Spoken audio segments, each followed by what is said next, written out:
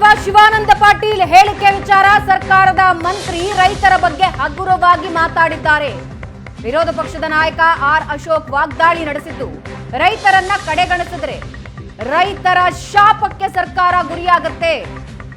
ರೈತರನ್ನ ಕಡೆಗಣಿಸಿದ್ರೆ ರೈತರ ಶಾಪದಿಂದಾಗಿ ಸರ್ಕಾರ ಬಹಳ ದಿನ ಉಳಿಯಲ್ಲ. ಸಚಿವರನ್ನ ವಜಾ ಮಾಡಬೇಕು ಅಂತ ಬಿಜೆಪಿ ಆಗ್ರಹಿಸ್ತಾ ಇದೆ. ರಾಜ್ಯವ್ಯಾಪಿ ನಾವು ಪ್ರತಿಭಟನೆ ಮಾಡ್ತೀವಿ, ಈ ಹಿಂದೆ ಪರಿಹಾರಕ್ಕಾಗಿ ರೈತರು ಆತ್ಮಹತ್ಯೆ ಮಾಡಿಕೊಳ್ತಾರೆ ಅಂದಿದ್ರು.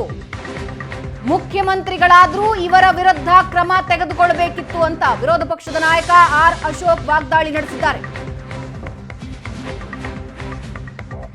ನೀವು ಪೋಷಕರಾಗಲು ಕಾಯುತ್ತಿದ್ದೀರಾ? ಚಿಂತಿಸದಿರಿ. ಓಯಾಸಿಸ್ ಫರ್ಟಿಲಿಟಿ 90,000 ದಂಪತಿಗಳ ಜೀವನದಲ್ಲಿ ಸಂತೋಷವನ್ನು ತಂದಿದೆ. 7825893601ಗೆ ಕರೆ ಮಾಡಿ. ಅತ್ಯದ್ಭುತ ರಿಯಾಯಿತಿ ಪಡೆಯಿರಿ ಹಾಗೂ ಎಲ್ಲರಿಗೂ ಗುಡ್ ನ್ಯೂಸ್ ಕೊಡಿ.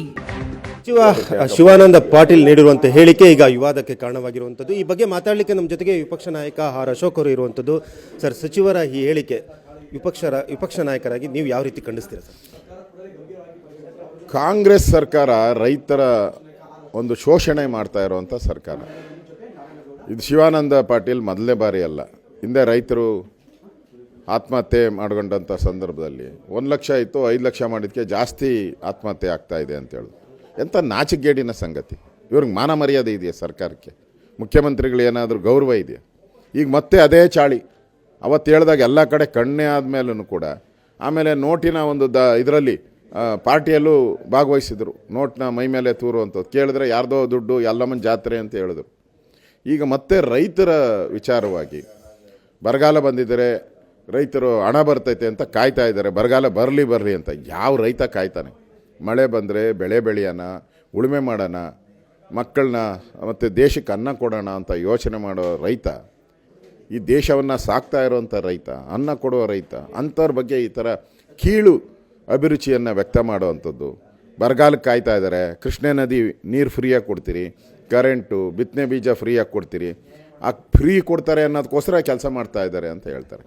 ಇದು ರೈತರಿಗೆ ಈ ಸರ್ಕಾರ ಮಾಡ್ತಾ ಇರೋ ದೊಡ್ಡ ಅಪಮಾನ. ಇಡೀ ಸರ್ಕಾರನೇ ಇಂಥ ರೈತರ ವಿರೋಧಿ ಹೇಳಿಕೆ ಕೊಟ್ಟಂಥ ಇಡೀ ಸರ್ಕಾರ, ಮುಖ್ಯಮಂತ್ರಿ ರಾಜೀನಾಮೆ ಕೊಡಬೇಕು. ಇದಕ್ಕೆ ಬೇರೆಯವರಲ್ಲ, ಮುಖ್ಯಮಂತ್ರಿನೇ ರಾಜೀನಾಮೆ ಕೊಡಬೇಕು. ಇಡೀ ರೈತ ಸಮುದಾಯನ ಎದುರಾಕೊಂಡಿದ್ದೀರ ನೀವು. ನಿಮ್ಮ ಉಳಿಗಾಲ ಇಲ್ಲ. ಮುಂದೆ ಬರುವಂಥ ಚುನಾವಣೆಗಳಿಗೆ ಇದೆಲ್ಲ ಜನ ಪಾಠ ಕಲಿಸ್ತಾರೆ ರೈತರು. ಈ ಹೇಳಿಕೆನ ಬಿಜೆಪಿ ಯಾವ ರೀತಿ ಅಂದರೆ ಪ್ರತಿಭಟನೆ ಮಾಡುತ್ತೆ ಸರ್? ಅವರ ಸಚಿವ ಸ್ಥಾನ ವಜಾ ಮಾಡಬೇಕು ಅಂತ ಆಗ್ರಹ ಮಾಡ್ತಾರೆ, ಏನು ಮಾಡ್ತಾರೆ ಸರ್?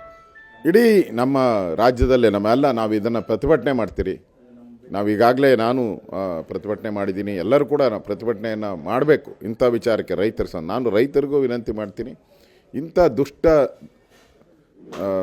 ಅಹಂಕಾರದ ಹೇಳಿಕೆಗಳನ್ನು ಕೊಡುವಂಥ ಸರ್ಕಾರ ಒಂದು ನಿಮಿಷನೂ ಕೂಡ ಅಧಿಕಾರದಲ್ಲಿರುವಂಥ ಯೋಗ್ಯತೆ ಈ ಸರ್ಕಾರಕ್ಕೆ ಇಲ್ಲ. ಸರ್, ಕಳೆದ ಬಾರಿ ನೀವು ಪರಿಹಾರ ಹಣವನ್ನು ಹಾಕಿದ್ರಿ. ಈವರೆಗೂ ಕೂಡ ಬರ ಪರಿಹಾರದ ಹಣ ಕೊಡ್ತೀವಿ ಅಂತ ಹೇಳಿದರೆ ಹೊರತಾಗಿ ರೈತರ ಖಾತೆಗಳಿಗೆ ಬಂದಿಲ್ಲ.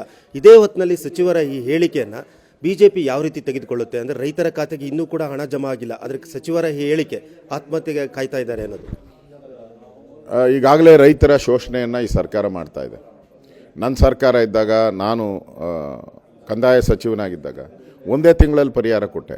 ಕೇಂದ್ರ ಸರ್ಕಾರ ಕೊಡುತ್ತೆ ಅಂತ ನಾನು ಕಾಯಲಿಲ್ಲ. ರಾಜ್ಯ ಸರ್ಕಾರದ ಹಣದಲ್ಲಿ ಒಂದೇ ತಿಂಗಳಲ್ಲಿ ಡಬಲ್ ಪರಿಹಾರ ಕೊಟ್ಟೆ ನಾನು. ಈ ಸರ್ಕಾರ ಇನ್ನೂ ಕೂಡ ಒಂದು ನಯ ಪೈಸೆ ಕೊಡಲಿಲ್ಲ. ವಿಧಾನಸಭೆ ಅಧಿವೇಶನದಲ್ಲಿ ನಾವೆಲ್ಲ ರೈತರ ಸಾಲ ಮನ್ನಾ ಅಂತ ಹೇಳಿದ್ರಿ. 2,000 ಕೊಡ್ತೀನಿ ಅಂದರು. 2,000 ಎಲ್ಲ ಕೊಡಬೇಕಾಗಿರೋದು ರೈತರ ಅಕೌಂಟ್ಗೆ 25,000ರಿಂದ 50,000ವರೆಗೂ ಒಬ್ಬೊಬ್ಬ ರೈತನಿಗೆ ಹಣ ಬರ್ತೈತೆ. ಕೊಡದೆ ಇವತ್ತು ಈ ಥರ ಹೇಳಿಕೆಗಳನ್ನು ಕೊಟ್ಟು ಮತ್ತಷ್ಟು ರೈತರಿಗೆ ಅವರ ಮನಸ್ಸಿಗೆ ನೋವನ್ನು, ಮರೆಯಲಾರದ ಗಾಯಗಳನ್ನು ಮಾಡುವಂಥ ಒಂದು ಕೆಟ್ಟ ಸರ್ಕಾರ ಈ ಕಾಂಗ್ರೆಸ್ ಸರ್ಕಾರ. ಇದಿಷ್ಟು ವಿಪಕ್ಷ ನಾಯಕ ಆರ್ ಅಶೋಕ್ ಅವರ ಮಾತಾಗಿರುವಂಥದ್ದು. ಚಿಕ್ಕಮಗಳೂರಿನ ಕ್ಯಾಮರಾಮನ್ ಶ್ರೀಕಾಂತ್ ಜೊತೆಗೆ ಆಲ್ದೂರ್ ಕಿರಣ್, ಏಷ್ಯಾನೆಟ್ ಸುವರ್ಣ ನ್ಯೂಸ್.